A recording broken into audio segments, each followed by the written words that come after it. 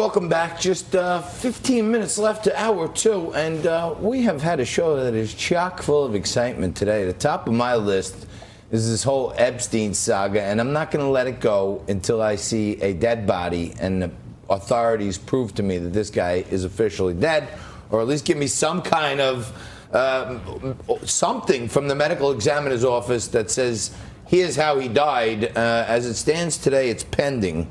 And pending is right here to my left, my managing editor and my training wheels. He keeps me honest, straight. And I have proclaimed that Jeffrey Epstein is as dead as a doornail, although to paraphrase Charles Dickens, I'm not sure why a doornail is any more dead than any other type of nail. I think if you wanted to choose something that was particularly dead, you'd choose a coffin nail. I think he may still be alive. Well, and the authorities raiding his island the other day, let's bring in what is alive, in my view, is the economy, even though we're hitting some rough waters here. And who better to bring in Dr. Michael Busler, public policy analyst, economics expert, professor of finance at Stockton University. He's joined us here before on Newsmax and joined us by Skype. Dr. Busler, thank you so much for being with us. We've hashed this out throughout today's show and yesterday, but someone like you, you're full authority. What's happening with the economy? What are the real macros other than how the stock market's behaving? Yeah, and thanks for having me. It's always my pleasure to be here. So the stock market had a real bad day yesterday. It recovered a little bit today. In fact, that was from a point Dow Jones point drop. That was the fourth largest in history. Investors are very squeamish because there's a lot of uncertainty in the economy.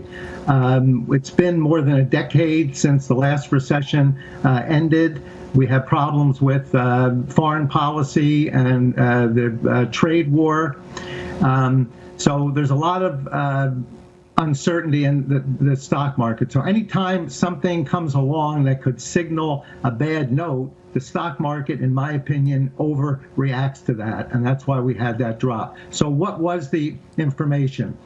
By historical standards, the longer you tie up your money, the more risk you take, so the higher the return should be. So if I buy a 10-year bond, I should get a higher return than a 5-year bond. And that should be a higher return than a 2-year bond. And that should be higher than a 1-year bond.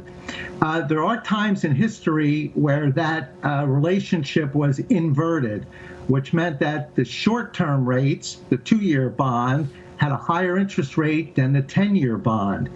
Now, every recession we've had for the last 7, that inversion has occurred. However, every time the inversion has occurred, we have not had a recession. So with that information, investors got very nervous. They figure, well, a recession, that means a recession is coming. Corporate profits will be down, stock prices will be down. I better sell my stock now before the prices start dropping. And that's what happened yesterday. I believe the fundamentals of the economy are still very strong. President Trump eliminated growth stifling regulations as soon as he got into office. He convinced Congress to reduce taxes for all Americans, including upper class and business, so that there's capital created for expansion.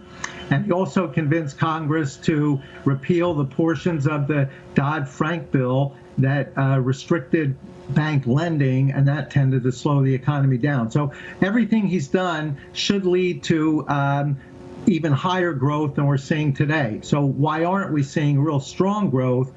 It appears, and while you may not agree with President Trump's style of doing things, what he says is spot on. President Trump says the Federal Reserve's overreaction is causing the economy, economic growth to not be as great as it should be. And had they kept up with what they were doing, they might have even caused a recession. What did they do? Admittedly, when President Trump got into office, interest rates were near zero, short-term rates, that's true, and they did have to come up. However, The Federal Reserve raised interest rates 8 times between President Trump's election and the end of 2018. That rapid increase in interest rates tended to slow economic growth. The other thing the Federal Reserve did was to stimulate the economy in 2010 and 11. The Federal Reserve started to buy a lot of bonds, and now they're winding. Now they're winding out of that. And who better to bring in than Dr. Michael Busler from Stockton University? You're watching Liquid Lunch. We'll be back right after this.